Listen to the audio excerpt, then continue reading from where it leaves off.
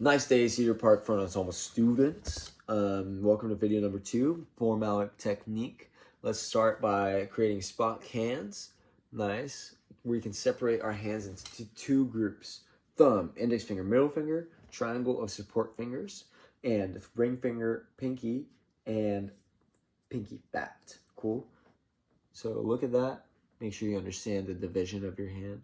And we're going to get started with our inside mallets. So take your inside mallet, put your hand, whichever your dominant hand is, with palm up. And then I want you to find your palm, like the middle line in your hand. So you can see I have a line here. I don't know how well you can see, but basically I have a line here. I want you to find this line and follow it until you find where it is underneath your middle finger. So for me, it's right here.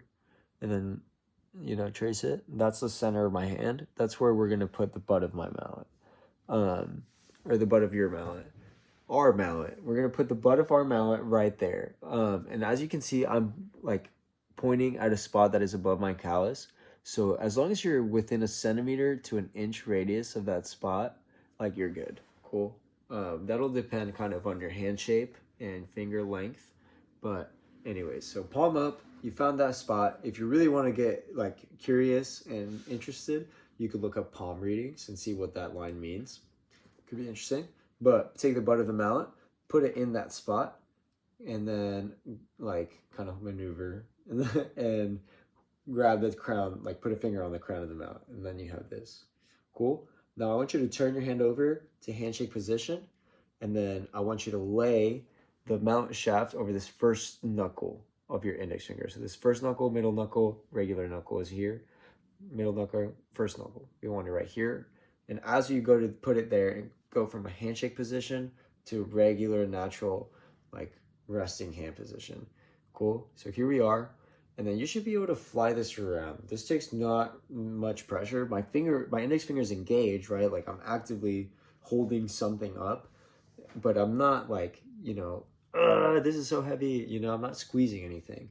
So from here, we can even put our thumb pad down on the mallet shaft, and it adds an extra layer of support, and I can relax even more. It's important that when we put our thumb on the mallet shaft, we have this capital D. Cool. So as you can see, this is the capital D. We follow it. A lot of times, beginner students are going to feel a lot of tension and need to build grip strength. So your index fingers are going to kind of curl in and look like this, more like a lowercase t. Just keep fighting that and keep trying to be relaxed. This perch is crucial. It is the most integral part of the technique. Cool. From here, we have our thumb on, our index finger on. We have a nice capital D shape. We're going to take our middle finger and put it on the mallet shaft underneath our hand. And you can either anchor, which means putting the pad of your middle finger on the butt of the mallet. You can wrap, which is kind of tucking it in underneath your thumb fat. I wouldn't suggest this one. This one leads to more tension. I do an in-between where I put the pad of my middle finger on the shaft, but I don't go all the way to the butt of the mallet. I find that makes my middle finger feel more relaxed.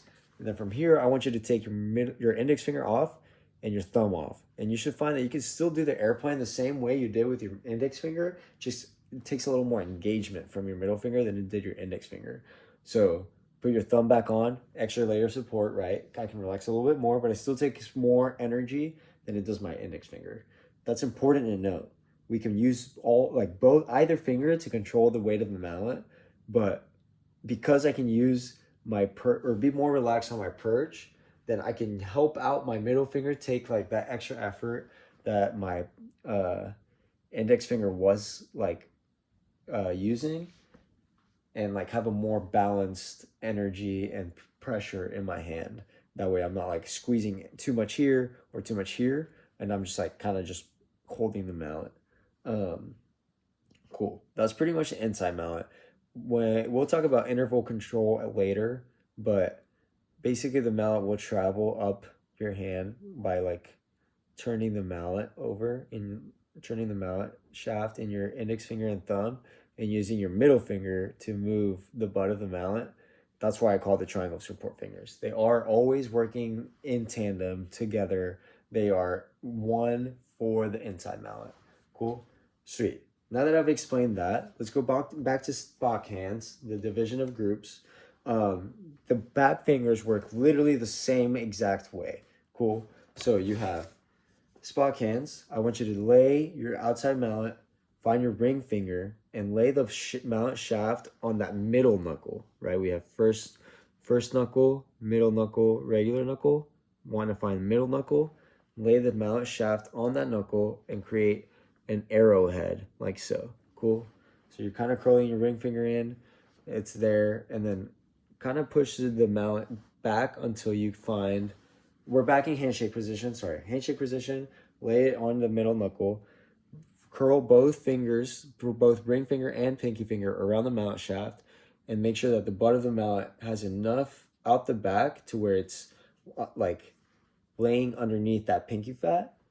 But it should only be about a thumb width to a pinky width out the back. So if your mallet shaft is past your hand, like if I can see it outside of your hand, that's way too much. It should at the very least stay within your palm. Cool. So the arrowhead is extremely important. It is, the ring finger acts just like the perch. You can have the butt of the mallet be supported by the pinky fat, which is kind of like your thumb fat, and then your ring finger is like your perch. And as you're resting your ring on the middle finger, on the middle knuckle, it's also being like supported on top, like your thumb, by your middle finger right underneath the knuckle. If we're not on this middle knuckle, we can be too far in the webbing. That's gonna we're not gonna have control of that mallet. And this rarely ever happens, but if you're on the middle knuckle of the middle finger, you're too far past this arrowhead. Cool. Usually the arrowhead is indicative that the mallet is sitting in the right spot of your middle finger, right underneath that knuckle, which will help you build this callus and then give you more support in that hand. Cool. But anyways, you should be able to take your pinky off, Spider-Man fingers, and fly that mallet shaft just like Here Comes the Airplane, just like we did the inside mallet with the purge. Now I want you to switch fingers and wrap your pinky finger around. Try to take your ring finger off. It's kind of awkward. You can kind of do this. It's kind of harder. It's weirder. It's like I feel more tension. So the pinky is just like the middle finger, cool? But differently from the middle finger, the pinky is required to keep this mallet completely still. We want the mallet to have like freedom to vibrate and move in our hand a little bit, but we don't want there to be so much freedom that the mallet is moving our fingers around. So our pinky is required and engaged, creating a box shape in my hand. So this is side 1, side 2, side 3, side 4. There's the box, and I'm actively pulling that mallet out of my palm and putting that back, or the butt of the mallet, underneath my pinky. A lot of times we don't have the adequate finger strength, and our butt of the mallet kind of sits closer in our palm. That closes up space in our hand, creating more tension and less real estate for bigger intervals in our hand. Like when I'm holding an octave, my middle finger or my inside mallet is way up here. So if I have my butt of the mallet here, there's no room for that inside mallet to go, and I'm gonna have a lot of problems later down the road. So I want you to build up finger strength by pulling that mallet out of there, making sure that you have an arrowhead with your middle finger or with your middle knuckle of the ring finger, and that you're having active support from on top. Again, this is so much surface area that I don't need to be holding that much pressure. Like it doesn't take much to just hold this here with my Spider-Man ring finger. Cool? Same exact groupings, 2 different ways. Inside mallet moves around, but it doesn't really move when I'm playing. And then same idea here. Like outside mallet moves a little bit. There's like a little wiggle there so that I can make sound and let things vibrate so I don't eat it all up in my muscles and get an injury. But I'm not letting the mallets move around. That's going to create inconsistent grip pressure, inconsistent sounds, inconsistent rhythms. We want to have consistent grip pressure all the time, and that's the grip. Cool? Good job. Things to note once you hold all 4. Index fingers need to be out, capital D's, in both hands. Index fingers want to point at each other. They're besties. They want to say hi. We don't want them to be mad or upset with each other and be lonely and isolated. That's not healthy for your hands or for your index fingers. So we want to be nice and friendly and enjoy life and be positive. Say hello to people.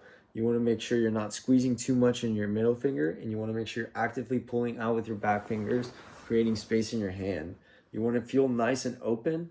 You don't want to be squeezing the mallets ever. I should never see white in your knuckles or anything like that, or your fingers. Nice and relaxed, always using the weight of the mallet. That's the 4 mallet grip. I hope you like it. I'm sorry this is long.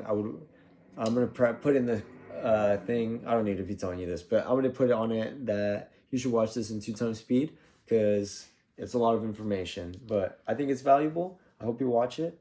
It's gonna help your hands look like this, nice and clean from the side. Nice, you know what I mean? We don't want any of this. This is no bueno. We want this. Have a good day. Oh, one more thing to note. When I'm holding my mallets like this, you can see that the outside mallet has an upward angle and my inside mallet is parallel to the keys. Like at a flat set position, this is when my mallet shaft's angle should be coming out of my hand. If I have my outside mallet but be too far in my palm, look at what it does to my angles. It makes both of them equal. That's gonna and look at what it did to my thumb. My thumb is now pointed at my left shoulder. We want to make sure that by pulling out this outside mallet out of our palm, it helps the thumb nail be pointed up at the sky, creating a flat plane in our hands and helping us divide our hand evenly for any type of rotation. We want our thumbnail pointed up at the sky, index fingers pointed at each other, capital D's, 2 different angles coming out of our hands, and nice and relaxed, consistent grip pressure. For real, that's it. Good job. I hope you watch all of it. I'm sorry it's so long.